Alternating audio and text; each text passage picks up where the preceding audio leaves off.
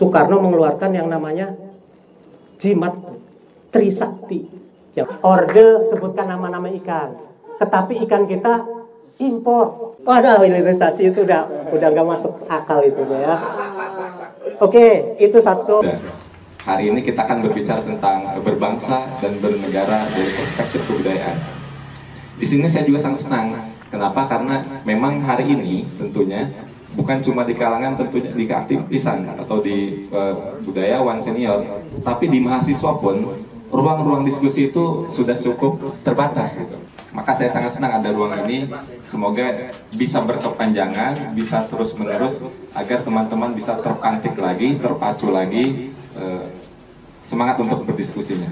Mungkin langsung saja teman-teman untuk pemateri pada sore kali ini. Yang pertama mungkin nanti akan disampaikan oleh Kang Dadang. Kepada Kang Dadang langsung saja saya persilakan. Strategi dan taktik dalam kebudayaan. Ini stratak dalam kebudayaan. Telaah berbangsa bernegara dalam perspektif kebudayaan. Oke, pertama berbicara kebudayaan itu berbicara yang sangat kompleks. Jadi tema yang hari ini kita diskusikan sangat luas semuanya. Berbicara bangsa, berbicara bernegara, berbicara kebudayaan, itu bukan hal sepele, ini sangat kompleks, sangat luas. Karena sangat luas, maka saya awali dengan Al-Quran. Bismillahirrahmanirrahim. Huwaladzi khalaqalakum min nafsi wahidah. Kita ini diciptakan, semua manusia diciptakan min nafsi wahidah, dari jiwa yang satu. Jadi mau yang tuh bagus, mau yang habib, nggak ada, udah jiwanya satu. Min nafsi wahidah. Dari siapa? Adam. Falamma atahuma sholihan, maka didatangkan anak-anak yang soleh. Kemudian setelah kita semua diciptakan, kita semua diciptakan dari jiwa yang satu, kita diturunkan ke bumi. Bumi itu kita kelola sebagai ruang kehidupan. Dari petikan Al-Quran ini ada konsep-konsep besar dalam filsafat yang mulai dibicarakan. Apa saja konsep besar tersebut? Dalam ayat Al-A'raf tadi berbicara masalah Tuhan, manusia, dan alam semesta. Ini merupakan konsep-konsep besar dalam ranah filsafat. Ranah filsafat itu masuk dalam kebudayaan. Jadi yang namanya kebudayaan bukan cuma ngiping-ngiping aja ya. Bukan cuma tari-tarian di hotel, selesai dapat ampau pulang. Bukan cuma itu. Filsafat pun cara berpikir itu merupakan konsep kebudayaan, produk budaya. Oke. Kita awali dari membangun Indonesia. Ketika membangun Indonesia itu ada peristiwa politik dan peristiwa kebudayaan. Jadi ketika didirikan NKRI itu ada peristiwa politik. Di mana peristiwa politiknya? Dari wilayah administratif Hindia Belanda kemudian menjadi Negara Kesatuan Republik Indonesia, itu merupakan nilai politik. Peristiwa politiknya ada di situ. Setelah itu, Indonesia terdiri dari berbagai macam suku. Berbagai macam suku ini mau diapakan setelah NKRI? Mau didefinisikan seperti apa? Mau mana yang dimunculkan? Apakah suku Batak, suku Ambon, suku mana gitu ya?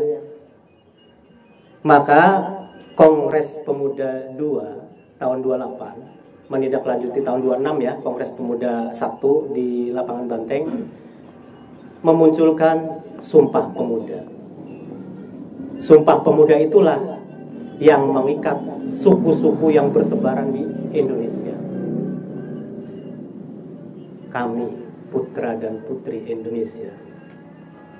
bertanah air satu, bertumpah darah satu, tanah air Indonesia.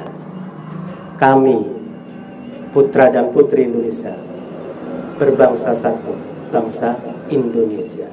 Kami, putra dan putri Indonesia, berbahasa satu, bahasa Indonesia. Inilah yang mengikat seluruh suku-suku. Ini yang disebut peristiwa kebudayaan. Jadi berdirinya Indonesia merupakan peristiwa politik dan peristiwa kebudayaan. Kemudian kalau kita tinjau Kongres Pemuda II itu tujuannya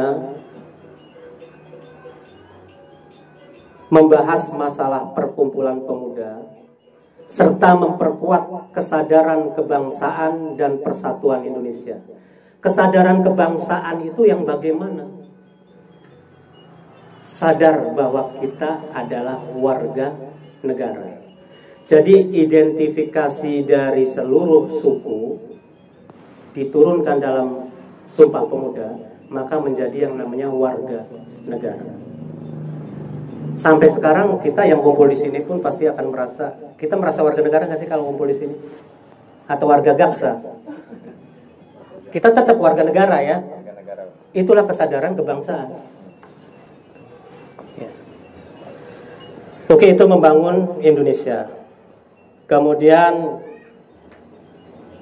kronologis model kebudayaan Indonesia. Kronologis itu sejarah ya, kawan-kawan yang bergerak di kesenian yang artifisialnya aja. Kronologis itu merupakan perjalanan sejarah. Perjalanan sejarah model kebudayaan Indonesia diawali dari Kongres Kebudayaan tahun 1938. Di sini ada buku yang sangat bagus sekali. Sebenarnya bukan buku ya. Adiat Kami Harja itu gurunya Muhammad Rois Rinaldi. Itu sangat berjasa sekali mengumpulkan tulisan-tulisan Sultan Takdir Ali Sabana, Sanusi Pani, Purwacaraka ya? Ada Purwacaraka dan lainnya, tokoh-tokoh pemikir kebudayaan yang lain. Itu dikodifikasi dalam bentuk buku Polemik Kebudayaan.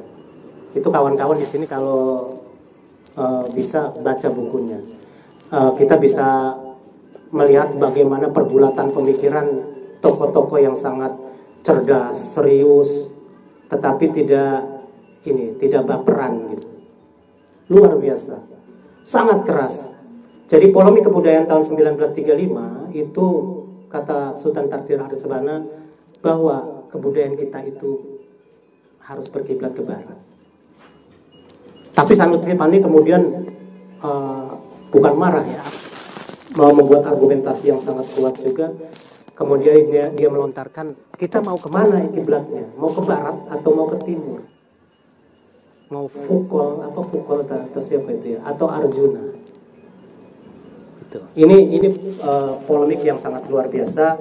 Kawan-kawan kalau bisa itu baca bukunya itu, Polemik Kebudayaan.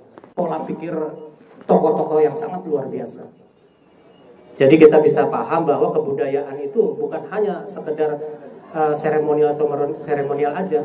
Di sana ada pergulatan yang sangat luar biasa dan sampai sekarang itu benih-benih yang dulu didebatkan itu sampai sekarang ada hasil.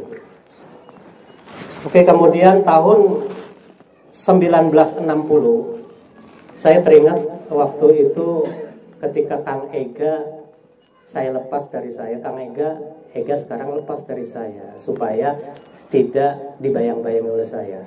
Ini bekal bukunya, nggak tahu bukunya udah dibaca atau belum. Kemudian bukunya kemana? Judulnya Prahara Budaya. Dalam Prahara Budaya itu ada perdebatan antara Lekra, Lembaga Kebudayaan Rakyat, dengan Manifestasi Kebudayaan pada tahun 1960. Jadi tahap 1 1935. Tahap 2 1960 terjadi perdebatan antara Lekra dengan Manifestasi Kebudayaan. Kalau orang Lekra ngeledeknya itu Manikebu ya, Manifestasi Kebudayaan.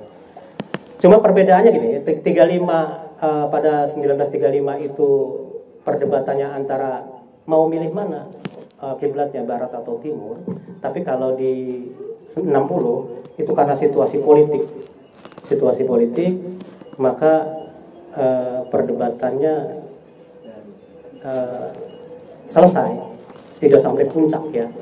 Cuma orang menyebutnya kalau dalam buku Prahara Budaya itu ada perdebatan antara ya bahasa kampusnya realisme sosial dengan humanisme universal. Apa itu ya? Bos pokoknya gitu aja. Nanti tanya ke pembicara Muhammad Rois. Jadi setelah perdebatan pertama tahap 1 itu berbicara Timur Barat, tahap 2 1960 berbicara realisme sosial dan humanisme universal. Kemudian